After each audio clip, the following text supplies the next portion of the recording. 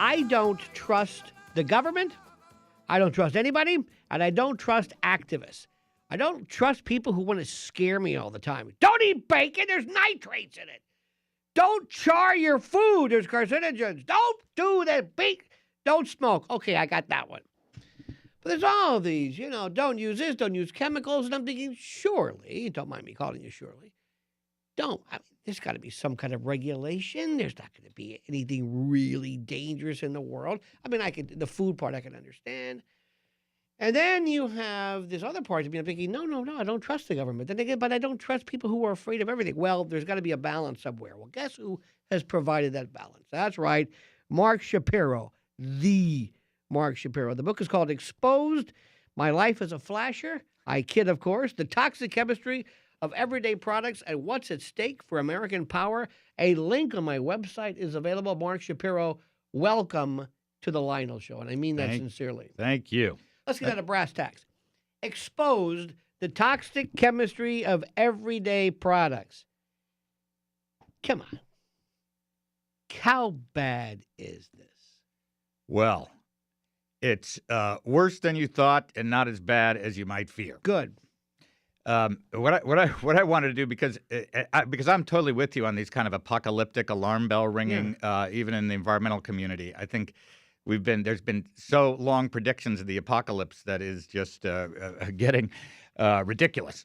We should have all disappeared from the earth. You notice how every 2 weeks there's a new Mayan calendar story about the end of the earth. The end of the earth is not. Do you realize that somebody just went and found a Mayan file, and there were 25,000 different days at the end of the earth, just in case one doesn't work? But we do have this idea that somehow it's all going to come to an end. Yeah, and there's been this kind of apocalyptic strain in the environmental movement, and even in this chemical business, which I've been now writing about quite a bit. And what I really wanted to do is actually take a look at let's take a look at certain. To think that every chemical out there is a danger. Number one is not correct. And everything is a chemical. Everything is a chemical.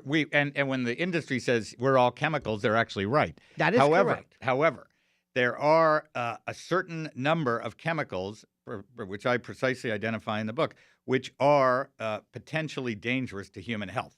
And so I think it's worthwhile to actually identify what those are. Let's compare us with the EU and how they handle things. Is it not true, Mark Schapiro? This is the lawyer in me, the cross-examiner. Is it not a fact that in terms of chemical or product production, the greatest redundancy, there's the EU division, send this stuff to the EU, and this crap, like Dan Aykroyd, remember the bad Holloway gifts, a bag of glass, send that to the U.S. Is that or is that not true, sir? That is true, sir. I would say under oath. That is absolutely true. And what I found out was essentially that the United States has been so rapidly moving away from ideas of environmental protection, but the rest of the world started moving forward. So the European Union. No, wait. Hey, what an idea! Suggesting that we were somehow, and we did not dare catch on. We had a bit of an 8-year spate, although it didn't begin with with Mr. Bush, but it certainly accelerated.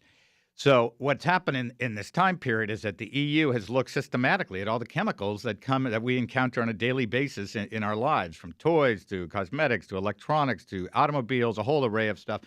And they said, wait a minute, there's carcinogens in these things, there's mutagens in these things, there's things that cause damage to the reproductive system. And they told these multinational corporations that make them, they said, take them out. You want to sell them in Europe? Mm-hmm. Take them out.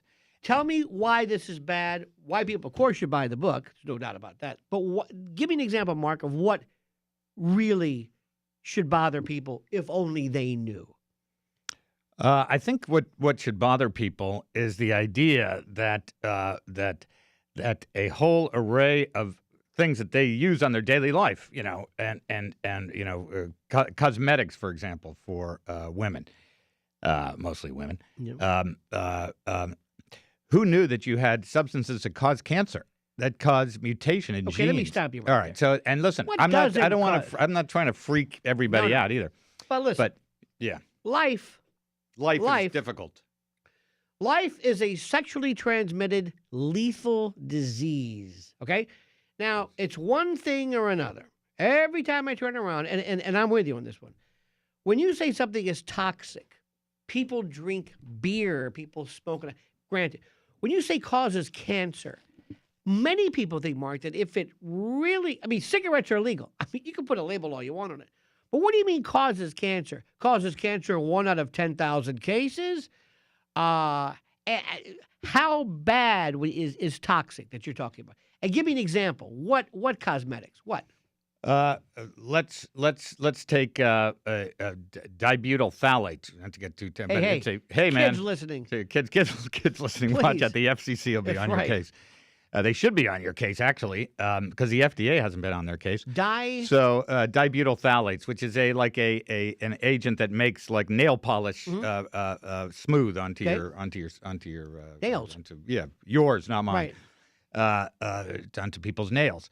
So the question is, a huge array of evidence now suggests that dibutyl phthalates are a contributor to cancer. When you say cancer causing, it's not like you use it once and you're going to get cancer. We're talking about the accumulation over 10, 20 years, of repeated use. How long have these small phthalates? Amounts and for people to understand, like chemicals lodge in the tissue. The ability to these things don't move through the system like water. They actually lodge in the tissue and they accumulate. And the whole point is when they accumulate in there is when the destructive potential begins to happen over time.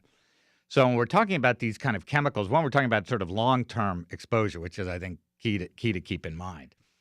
And two is there are other ways to do these things. There are other alternatives. There are the ways it doesn't have to be done now.